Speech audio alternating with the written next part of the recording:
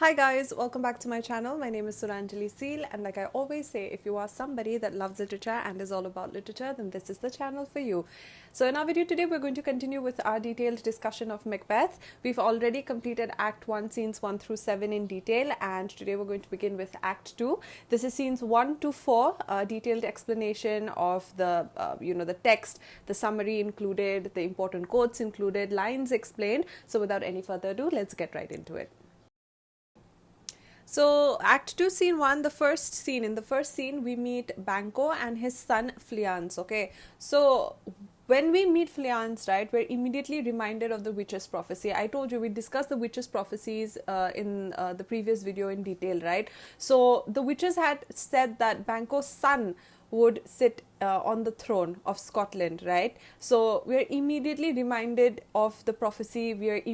Our eyes are fixed on the character of Fleance because we know that he is going to sit on the throne in the future. So now we, the audience who is watching the play, who's reading the play, we the readers, we the audience, we are anticipating what is going to happen because we know what's going to happen because of the witch's prophecies, right? And we also know what's Macbeth's intentions. He's going to be king, and how he will be overthrown or how he will be replaced by Banquo's sons on the throne. So we are all questioning this as an audience, so it keeps us interested, it keeps us up on our heels. We're sticking to our seats to actually see how the whole plot unfolds, right? So the appearance of Fleance and Banquo's son serves as a reminder of the witch's prediction that Banquo's children will sit on the throne of Scotland. So we're constantly, the prophecies of the witches is at play. So then we have Macbeth who enters, like Banquo and his son are talking, and then Macbeth enters the room. So he asks that who's there, and Macbeth says a friend. So he enters the room and then he talks to Banquo. Macbeth enters the room and he's talking to Banquo. Now see, Banquo says, all's well, I dreamt last night of the three weird sisters. They're talking with each other, Macbeth and Banquo. So I dreamt last night of the three weird sisters. To you they have shown some truth. So he's saying that to you they have shown some truth. Amongst the three prophecies, two have already come true, that you're the Thane of Cawdor and now you're the Thane of Glamis also. The two prophecies have come true. Now the last one is that Macbeth shall be king, right? That was the last prophecy. So Banquo is telling Macbeth that I dreamt of the weird sisters last night, and for you at least some of the prophecies have come true. Now see what Macbeth replies, okay? Macbeth says, I think not of them. I don't think of them. I've dismissed their thought from my head.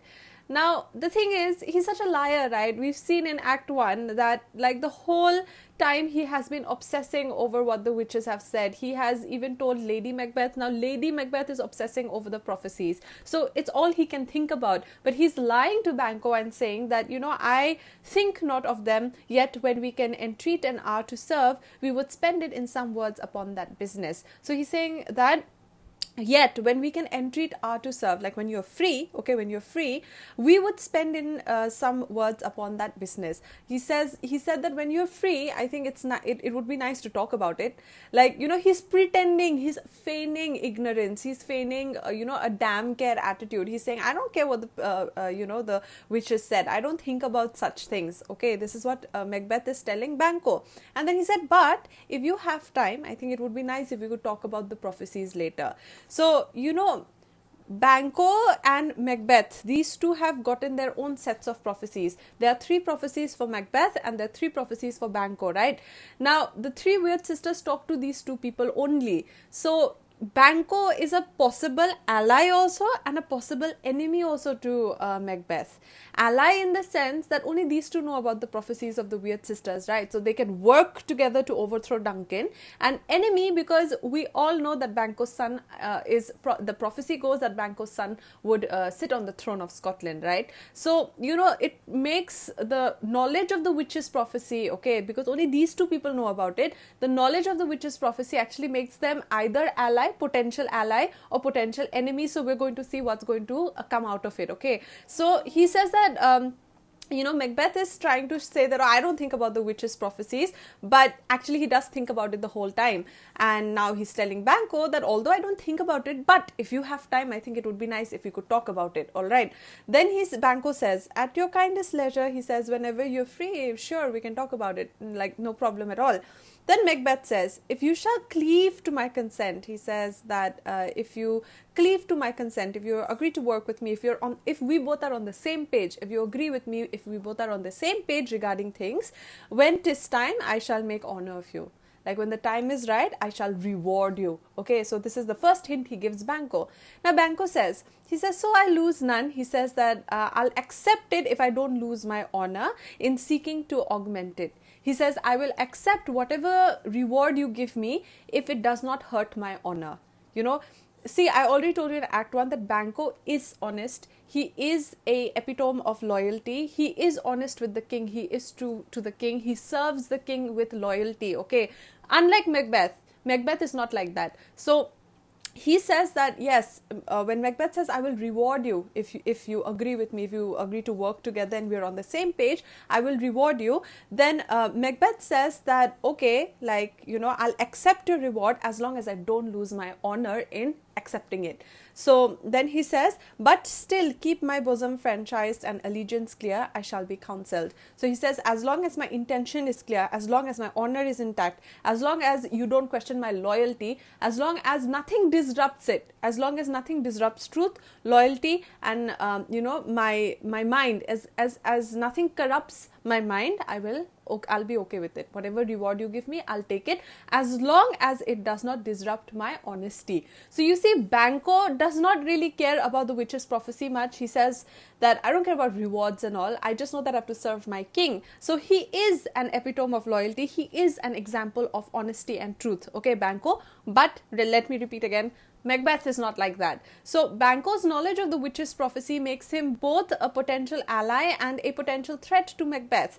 So for now, Macbeth seems distrustful of Banquo because he's not openly saying that, okay, yeah, I think that the witch's prophecy holds some truth. He doesn't say that. He says, I don't think about the witches. He's actually lying to him because he cannot fully trust Banquo. And one reason probably might be because of the prophecy itself, that Banquo's son will sit on the throne of Scotland. Maybe because of that, he's not fully trustful of Banquo. So, and he's distrustful of him and pretends to have no thought of the witches. But Macbeth's desire to discuss the prophecies at some future time suggests that he may have some sort of conspiratorial plans in mind. So he is actually planning and plotting in his mind. We all know that. We've seen even Lady Macbeth, backing up this whole idea of killing King Duncan. So we know that there's some kind of planning, plotting going on. And now that he's actually even suggesting to Banquo that, okay, we might, let's talk about this prophecy thing later. It kind of, tells us that he's searching for potential allies to get the job done. He's searching for, his backup, that so that the plan can be successful. So this is the first part of scene 1. Now you'll see that as the scene progresses, when everybody leave Macbeth and he's alone, you'll see that he starts hallucinating. He sees an imaginary dagger. I have already in my Canterbury Tales also, I've given lots and lots of pictures of dagger here and there. It's like a knife only, but heavier. So it's heavier, sharper. So it's like a knife, just take it, but it's a dagger. We call it a dagger. So, he sees an imaginary dagger floating in the air. He's hallucinating. And that hallucination is what? Is his conscience, right? He is planning to kill Duncan, and then he is hallucinating about a dagger in front of him, and that is an example of his conscience. This is one of the many hallucinations that he and Lady Macbeth will have throughout the play. There are a series of visions. There are a series of this conscience driven visions, okay, that appear in Macbeth. Lady Macbeth also goes through it. So this is the first one. We see this imaginary dagger that appears, and it actually speaks about Macbeth's conscience. So let's see what he says here, okay? It is is this a dagger which I see before me? So he's hallucinating. The dagger is actually not there, but he's hallucinating because he's also nervous, right, about the whole murder plot. So he's saying, is this a dagger which I see before me? The handle toward my hand. Come, let me clutch thee. So he's saying that, okay, do I see a dagger? And the handle is towards him. So he says that, come, let me catch it. Let me hold it. And then I have thee not. He tries to catch it and it's not there because he's hallucinating, right? So it's like he tries to catch it, but he cannot, okay? So he says, yet I see thee still. He says, I cannot catch it, but it's still there.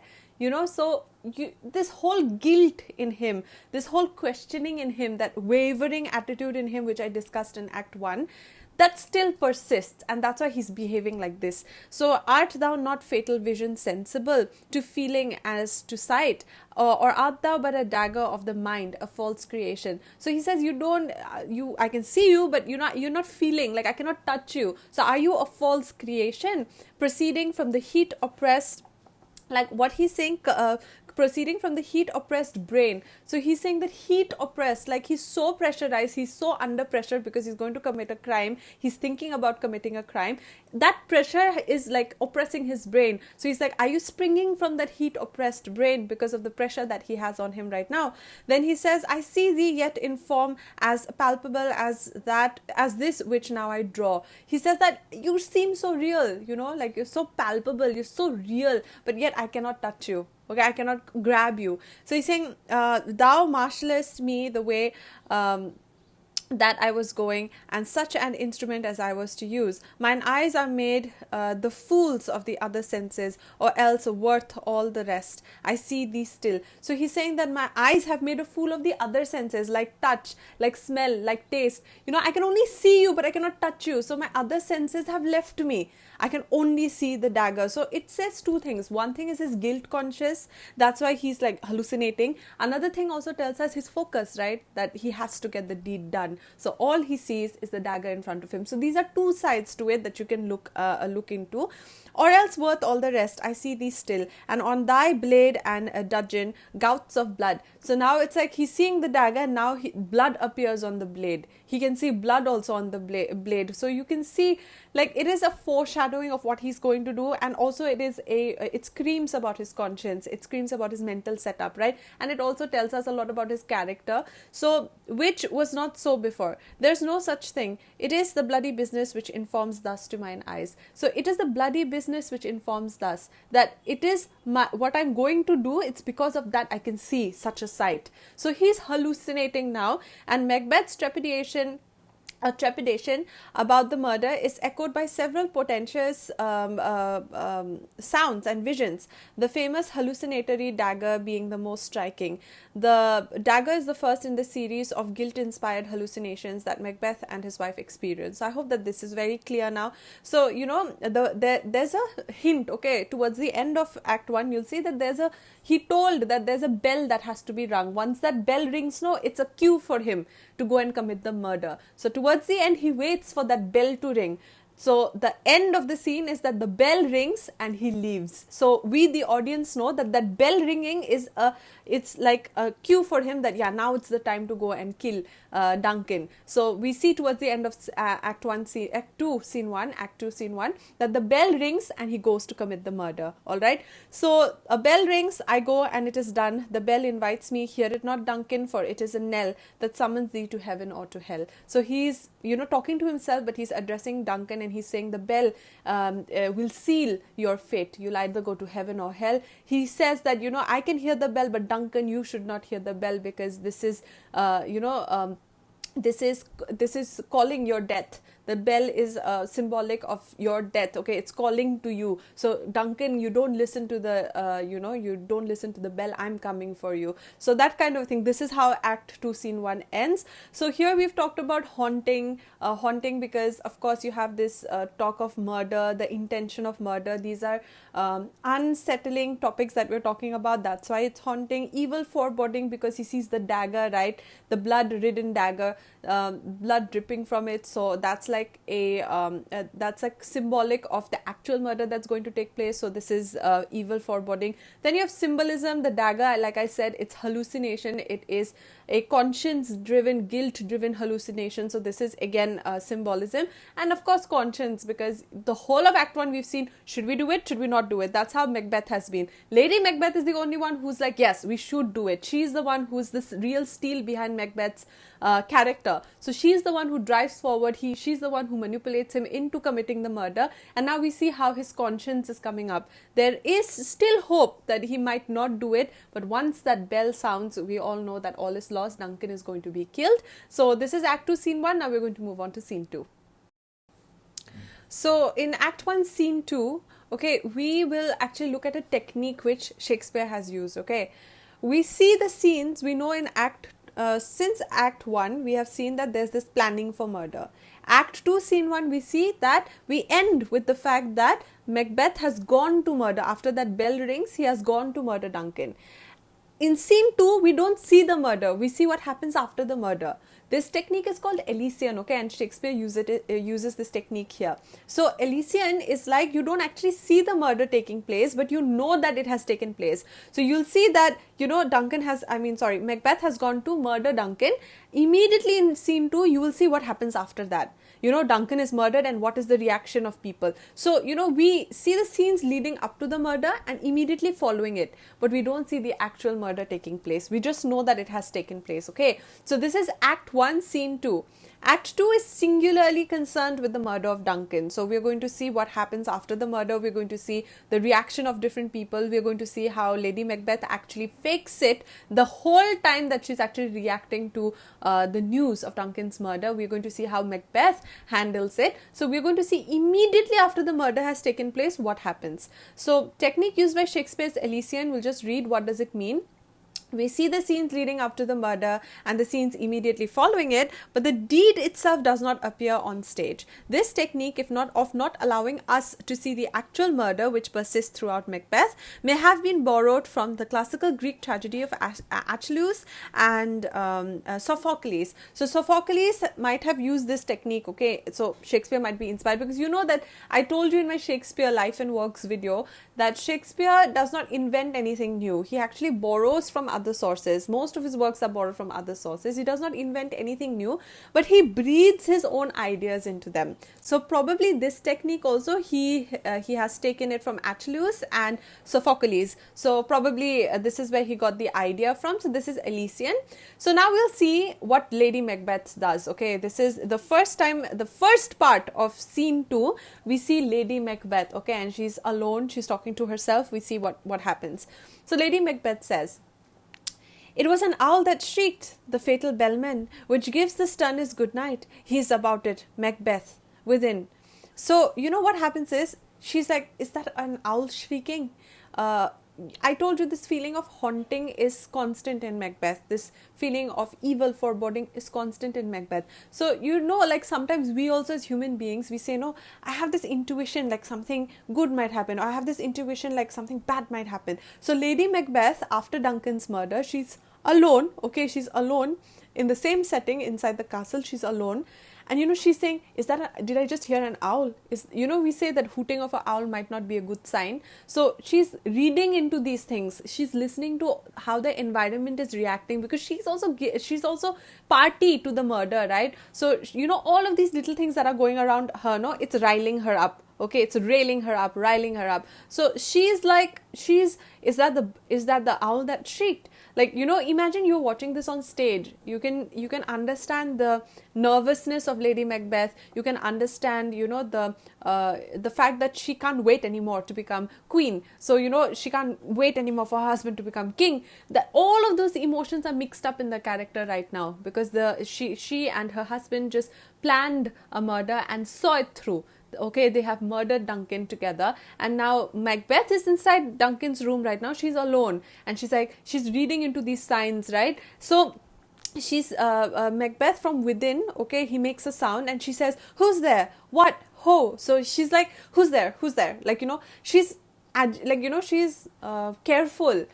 She's alert, because if they get caught, no, then that's treason. They're going to be there'll be a death penalty. Obviously, they're going to get punished. So she's very alert as to what is happening, the sounds around her.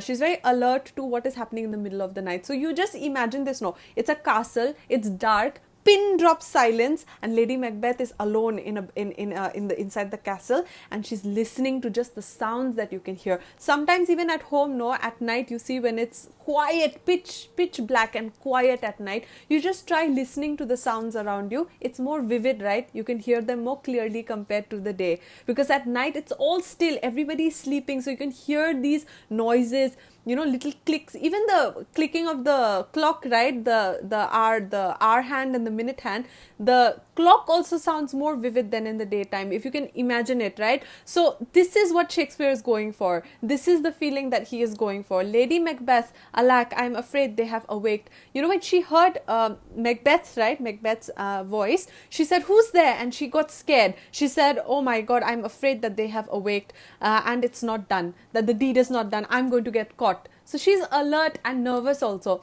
So the attempt and not the deed confounds us. She says that it's not the deed, but the attempt to do it also will get us into punishment. The fact that we even attempted to do it, right? So it's treason. Hark, I laid their daggers ready. She is the one who laid the daggers ready. She kept the daggers ready to kill Duncan, the 2 daggers, okay? And he could not miss them. He says, and Macbeth cannot miss it. I kept it right there. And then she says, had he not resembled my father as he slept, I had done it. So you see the relentlessness of Lady Macbeth. We saw, right, that she's a real steel behind Macbeth. So you see the relentlessness of this person. She is saying, had not had not Duncan resembled my father, I would have done it. So there is this whole sense of, there is a little chance that Lady Macbeth sees Duncan as an authority figure. Little chance, only because he resembles her father.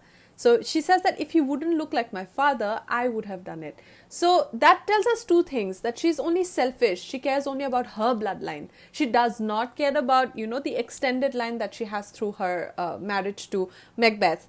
She said that 2 ways of seeing it. See, she says that if he did not resemble my father, I would have murdered him. I would have done it. She said, this is what Lady Macbeth is saying. So it's because Duncan looked like her father that she couldn't do it. So there are 2 things. One thing is that she cares only about her bloodline. She's selfish that way. She doesn't care about the in-laws side. Okay, she only cares about herself and her family line. Okay, her kinspeople, and not the extended one. And another thing is that, there's still some chance that she sees Duncan as an authority figure. This is again symbolism. So that's why she could not do it. She made her husband do it. So she claims that she would have killed Duncan herself, except that he resembled her father sleeping. This is the first time that Lady Macbeth shows herself to be at all vulnerable. Her comparison of Duncan to her father suggests that despite her desire for power and her harsh chastisement of Macbeth, she sees her king as an authority figure to whom she must be loyal. So, either she has to be loyal to him, or the fact that she's loyal to her own kinsmen. This is the 2 things that are at play over here. Now you see what happens, okay? Macbeth says, he comes back after the deed and he's talking to Lady Macbeth, okay? He's saying, but wherefore could not I pronounce Amen? He says, I could not say Amen.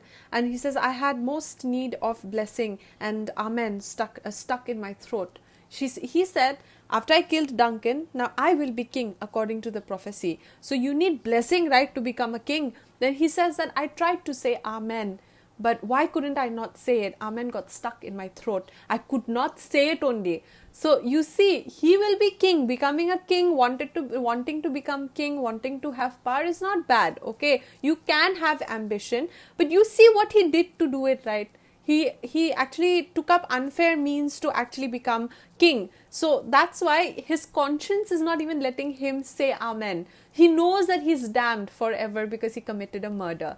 Now, Macbeth, methought I heard a voice cry, sleep no more. Macbeth does murder sleep, the innocent sleep. Sleep that knits up the ravelled sleeve of care. The death of each day's life saw labour's bath, balm of hurt minds, great nature's second cause. So, sleep no more. He says, I heard a voice say that sleep no more. What does it mean? That he's never going to have peaceful sleep because he cheated somebody. He's never going to be peaceful because he hurt somebody. He never is going to be peaceful henceforth. He's never going to sleep peacefully at night knowing that he has committed this crime. So, a voice cries, sleep no more. Macbeth does murder sleep. Macbeth murdered sleep, that he will never have peaceful sleep anymore, okay? His conscience is not going to let him have that. So the innocent sleep that knits up the ravelled sleep of care, the death of each day's life, right? You sleep at the end to rejuvenate yourself. Sleep is necessary to keep yourself healthy so that next day again you can work, right? But he has completely sabotaged his life. because of this deed that he has done. He's never going to be peaceful in life again. Lady Macbeth, what do you mean? Macbeth, still I cried, sleep no more. To all the house, Glamis hath murdered sleep, and therefore Cawdor shall sleep no more. Okay, Macbeth shall sleep no more. So Macbeth will never have a day's peace anymore. He will never have peace in his life. This is one of the most important quotes over here, that, Macbeth shall sleep no more. It tells us of his conscience. Now you have Macbeth. Whence is that knocking? Now see, there's a lot of symbols. We talked about the dagger, we talked about the three witches, all of this we talked about, right?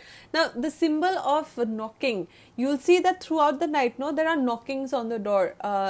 This is, again, I told you, this is very haunting, right? Very gothic in its treatment. You can hear, like, you have a castle, and imagine you can hear knocking at night. Here and there you can hear knocking at night. So it adds to that eerie feeling, that haunting feeling, right? Here he keeps hearing knocking.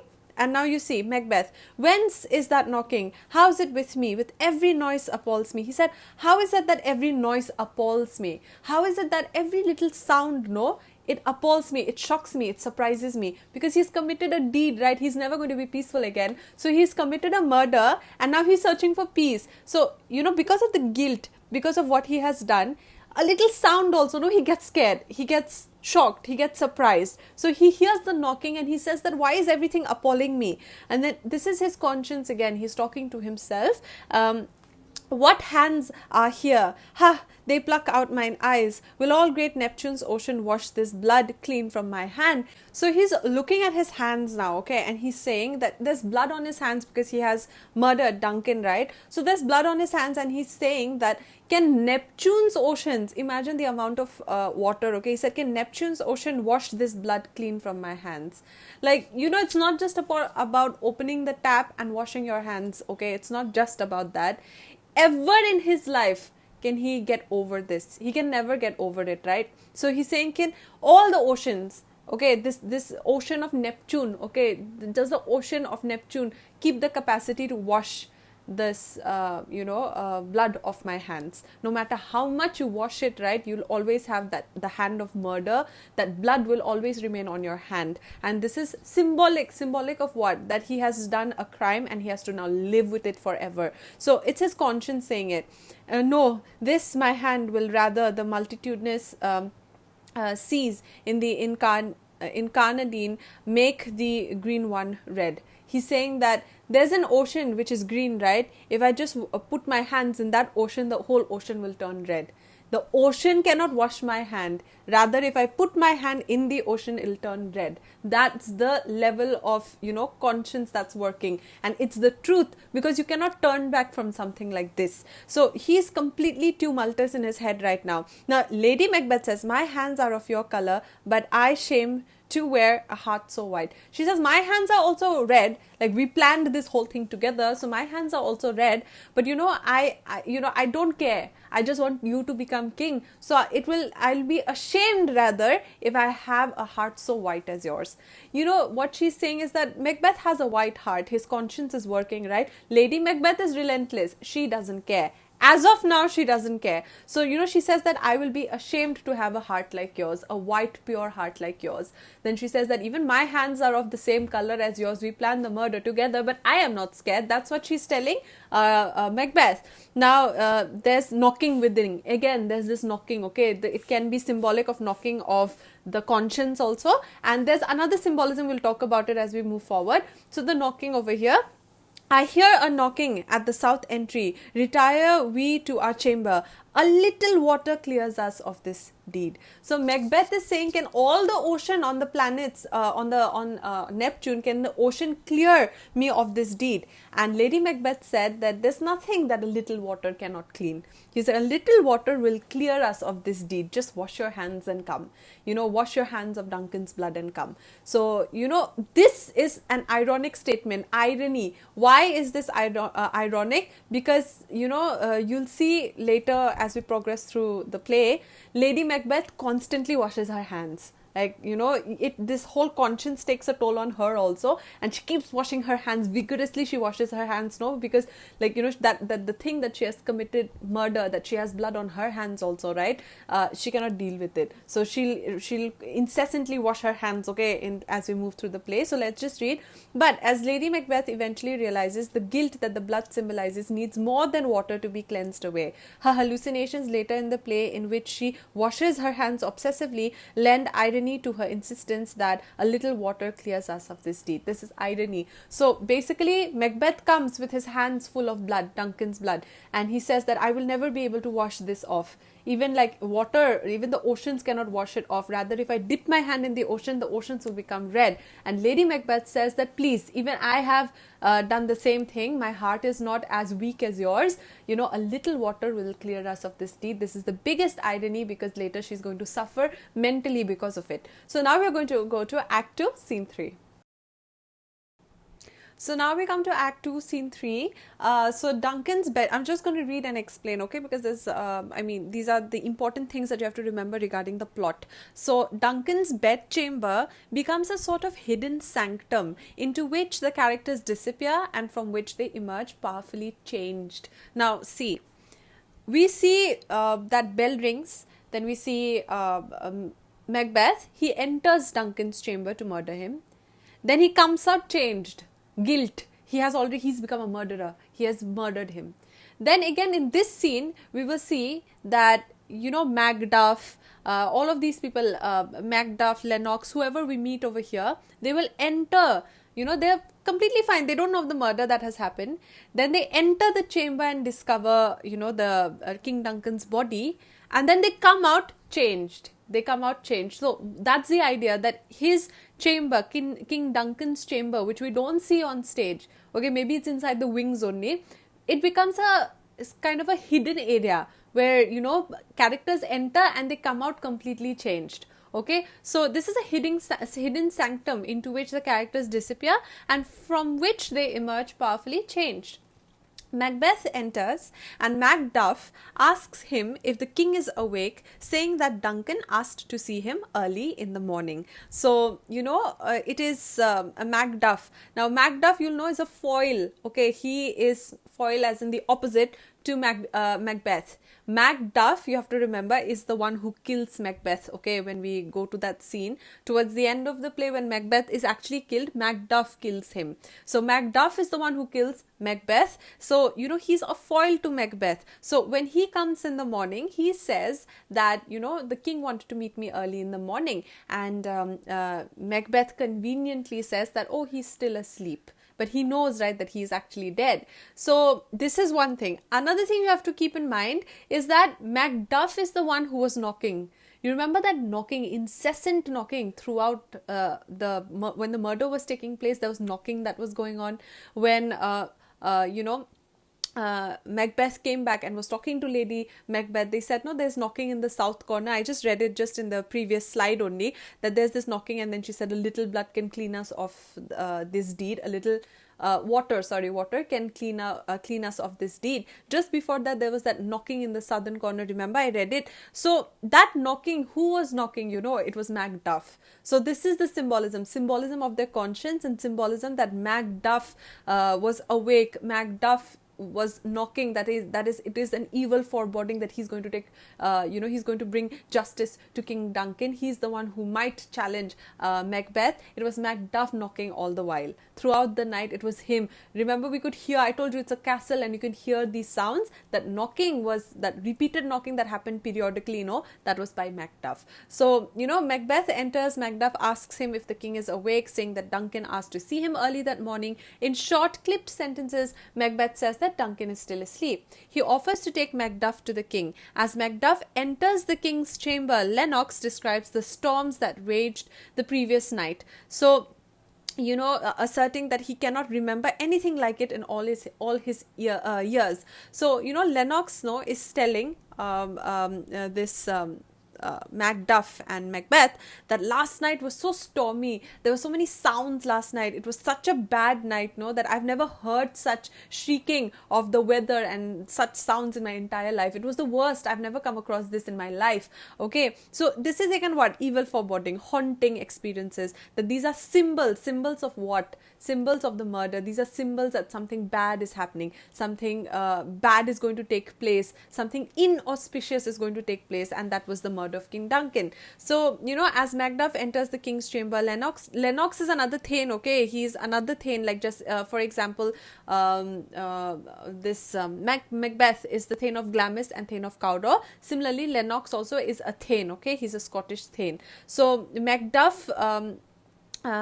with a cry of, "Oh, horror, horror, horror," Macduff comes running from the room, shouting that the king has been murdered. Macbeth and Lennox rush in to look, while Lady Macbeth appears and expresses her horror that such a deed could be done under her roof. Remember, they're staying in her castle, right, in Macbeth's castle, and just imagine how fake she can be. Just imagine how good an actress she is. She and Macbeth both pretend as if they don't know anything, that they just found out. They pretended like they don't know anything about the murder, okay? And then general chaos ensues as the other nobles and their servants come streaming in. The moment they scream of horror, horror, everybody rushes in, right? Like, what happened? So as as Macbeth and Lennox emerge from the bedroom, Malcolm and Donalbain arrive on the scene. Malcolm and Donalbain are both King Duncan's sons. So Malcolm is the one who was to be king, remember? And in Act 1, when I told you that Macbeth says, if required, I will actually remove Malcolm also from my way. I'll remove Malcolm. He's a necessary, he's somebody I have to remove in order to become king, because Duncan said that Malcolm would succeed him. So this is Malcolm, and Donalbain also is King Duncan's son. So Malcolm and Duncan appear on this, they appear on the scene. They are told that their father has been killed, most likely by his chamberlains. Now remember, the plan was what? That, they will put 2 guards, chamberlains, at the door of King Duncan's room, and they would be fed liquor and they would fall asleep. Okay, Lady Macbeth's idea was that they would fall asleep. She'll keep 2 daggers. You'll kill the king, and then you'll take his blood and put it on their body when they're sleeping, the guard's body, and you'll put the knife with them only. So, this Macbeth committed the murder, but the blame would go to the guards. She'll put the knife with them, and, she'll make them sleep and all that, okay, when the murder is taking place. So now they find out that the chamberlains are the ones who, they think it's the chamberlains, okay, who murdered King Duncan, who were found with bloody daggers. Macbeth declares that in his rage, he has killed the chamberlains. Now see, okay, what is the most, this is the hint over here, okay. What happens is, the plan was, you keep the 2 chamberlains outside the door. Macbeth would go kill King Duncan. He would come out with his blood and put it on the chamberlains and put the knife, right, the bloody daggers, on them. So in the morning, they found out that the chamberlains are with the daggers. Macbeth also goes inside to see, right? He's pretending. So he ran inside to see what has happened to King Duncan. And then he sees that the chamberlains have the 2 daggers. And he kills them. And why has he killed them? You ask yourself. He has killed them because they're the only witness to it, right? If they were sleeping. Now suppose after they fed them liquor, right? Lady Macbeth and Macbeth planned to give them liquor, so they fell asleep. Now if they awake, then they'll say, right, that no, we drank and we fell asleep. Lady Macbeth gave us drinks. After drinking it, we fell asleep. We don't know what happened. So they're witness, right? They're innocent. So Macbeth knows that if they wake up, then he might get caught. So he went and killed them. Now people are asking, why did you kill them? We have to ask them what has happened, right? Why did they do it? Then Macbeth said, I was so angry that my dear king has passed away, that I killed them in rage. But he killed them to clear out the witnesses, right? He killed them because he did not want to get caught. But the reason he's giving these people, right? He's giving Macduff, Lennox and Donalbain, Malcolm. He's telling these people, I killed them because I'm so angry that they killed my beloved king. So he is a liar. Now he's completely taken up with the idea of becoming king. He's lying now. So, Macduff seems suspicious of these new deaths. Like Macduff, okay, King Duncan has passed away, so now he wants to, of course, find out who killed them. But because Macbeth killed the Chamberlains, no, he's suspicious. Macduff is the first one who's suspicious that why would you kill the Chamberlains? He asks Macbeth, why would you kill them? So, which Macbeth explains by saying that his fury, his anger at Duncan's death, okay, was so powerful that he could not restrain himself, that he could not control himself. He was that angry. So Lady Macbeth suddenly faints. Like, when she saw that Macduff is questioning her husband, she pretends to faint. Okay, she pretends, she's not actually fainting, she pretends to faint, suddenly faints, and both Macduff and Banquo call for someone to attend to her. Malcolm and Donalbain whisper to each other that they are not safe, since whoever killed their father will probably try to kill them next. And it's the truth. Remember in Act 1, Macbeth already said that Malcolm, I have to kill him because he comes between me and the throne. So, they know, the kids know that if somebody has killed their father, they will obviously try to make the next move on the next heir, right? So Lady Macbeth is taken away while Banquo and Macbeth rally the lords and meet and discuss the murder. Duncan's sons resolve to flee the court. They decide to run away. Malcolm declares that he will go south to England and Donalbain will hasten to Ireland. So they'll part ways. They will not go in one place together because that will make them get caught. So one will go to England, one will go to south of England, and one will go to Ireland. So they go separate ways. So see, Lennox, the night has been unruly. Where we lay, our chimneys were blown down, and as they say, lamentings heard. This is the whole place where he's telling Macbeth that the night was rough, that the night was so chilling, there were so many sounds, it was such a disturbing night. And Macbeth says, it was a rough night, he says. You see, he knows what has happened at night, right? So he's trying to keep it calm, and we, the audience, know that he is the one to blame for it all. Now you have Malcolm. So this is the last part, what they say. Malcolm says, what will you do? Let's not consort with them. To show an unfelt sorrow is an office which the false man does easy. I'll to England. This is very important, the quote. He says that to show an unfelt sorrow, like you're pretending that you have sorrow, but it's unfelt. You don't feel sorrow, but you're pretending to have sorrow. He says people like this, they pretend very well. So I don't trust anyone over here. The sons are saying, because of course their father got murdered, they says that the murderer can also pretend that he is sad or she is sad, right? We know that, and we know that is what is happening because Lady Macbeth and Macbeth are pretending to be sad. So he says that I'm going to go to England. Donalbain says, I'll go to Ireland. To Ireland I, our separated fortune shall keep us both the safer. So to Ireland I, that is, I'll go to Ireland, okay, to Ireland I, and because we stay separated, we'll be safer, okay. And where we are, that's daggers in men's smiles. There's daggers in men's smiles. Please underline this, you can mention it. There's daggers in men's, that like people can backstab you. They're smiling, but they don't have good intentions. So there's daggers in men's smiles. There's daggers in men's smiles, the near in blood, the nearer bloody. So he said the closer you are to blood, that means they are suspecting that the bloodline, one person from the family has only committed the murder. So he said the nearer you are in blood, bloodier is the murder. Okay, bloodier is the murder. So he's saying that it must be someone from the family. They're actually questioning it. So this is Act 2, Scene 3. We come to know that Macduff did all the knocking. He is the one who actually ends up killing Macbeth in a fight. Later, we'll see. So Macduff is a foil. And then we have Lennox, he's another Scottish thane. And then you have Malcolm and Donalbain, King Duncan's son. So let's just read this part. Macduff, he is a Scottish nobleman and the thane of Fife, who is loyal to King Duncan and his son Malcolm. Macduff is a foil to the play's protagonist Macbeth and is a figure of morality who eventually kills Macbeth in the final act. So this is Act 2, Scene 3. Now we're going to the last scene of Act 2, that is Scene 4. So Act 2, Scene 4, this is the last scene of Act 2. Ross, a thane, walks outside the castle with an old man. They discuss the strange and ominous happenings of the past few days. It is daytime but dark outside.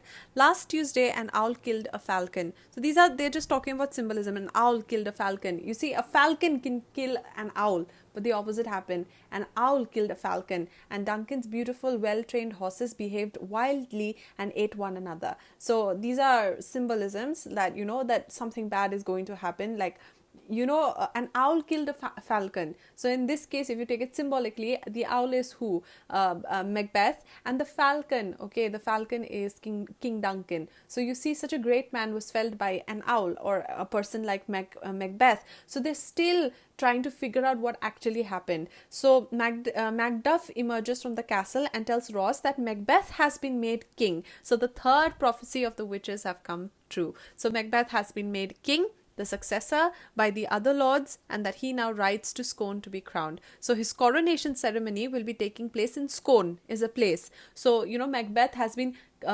selected as king. He has been crowned as king by the other lords.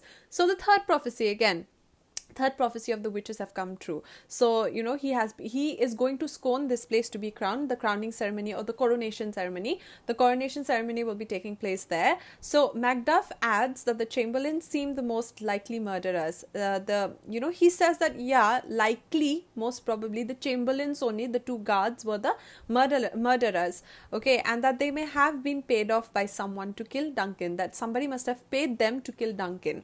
Now suspicion has now fallen on the two princes, Malcolm and Donalbain, because they have run away, right? They ran away. After that, they have escaped to Ireland and south of England. So because they ran away, now suspicion falls on the two sons, that maybe the sons have only committed the murder. So the suspicion falls on the two sons, and because they have fled the scene, Macduff returns to his home and Ross departs for Scone to see the new king's coronation. So Macduff returns home and Ross departs for Scone to actually go and watch Macbeth's coronation. So only Ross goes to see Macbeth's coronation with the other people, but Macduff does not go. By far, though, the most distrusting character is Macduff. Distrusting character in what sense? He's not disloyal. He is distrusting, that is, he does not trust Macbeth. That's why he questions Macbeth, right? Why did you kill the two chamberlains? So up until this point in the play, he has been a fairly unobtrusive character. He asks Macbeth why he killed the chamberlains, and later expresses his suspicion to Ross and the old man, that he's suspecting that, okay, this person might be the murderer.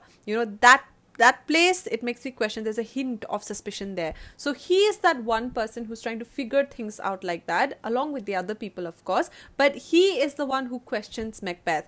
And of course, like I told you, he's going to be the foil to Macbeth. He is the foil to Macbeth. So, and his decision to return home rather than to travel to Scone to see Macbeth's coronation is an open display of opposition. Like, open display of opposition is that, if you support someone, you actually attend, events of importance in their lives. So now Macbeth is becoming king and he refuses to go to the coronation. It's an open display of opposition, right? He does not go there. That means he does not support it. So these are the things we have to question. And then thus, in a few swift strokes, the play establishes Macduff as Macbeth's eventual nemesis. Nemesis as in his enemy, his opposite. He is the one who's going to come face to face with Macbeth later. So, these things are very, very important. These characters are very, very important because it keeps the play and especially the audience and the readers on edge. So, see, Ross, alas the day, what good could they pretend? Macduff, they were suborned. Malcolm and Donalbain, the king's two sons, are stolen away and fled, which puts upon them the suspicion of the deed. So, he's telling that, the two two sons have fled of King Duncan's. King Duncan's sons have fled, and now the suspicion falls on them that they might have bribed the chamberlains to do the murder. They might have bribed the chamberlains to do the murder. So, this is the whole of Act 2. It's the central theme over here, or the central focus is King Duncan's murder, and this is how it progresses. So in my next video, we're going to continue with Act 3. So I really hope that this video has been helpful for you, and if it has, then don't forget to like the video and share the video and subscribe to my channel for similar content. Until we meet again, I hope that you stay healthy and happy. See you in the next one, guys.